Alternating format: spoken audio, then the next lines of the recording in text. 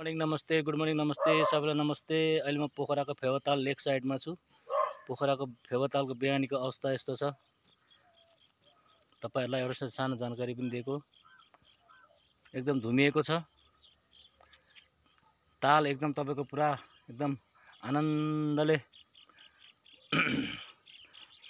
सुतेको जस्तै देखिन्छ।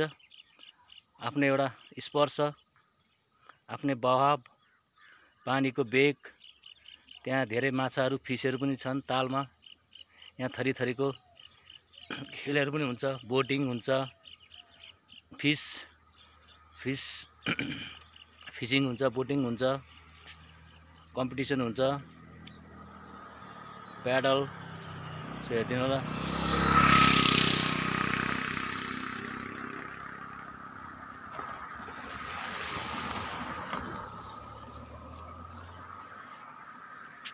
प्याराग्लाइडिङ जाने यताबाट हो। प्याराग्लाइडिङ हुने ठाउँ यता हो। बेलुन, एयर बेलुन पनि यता हो, प्याराग्लाइडिङ यता हो।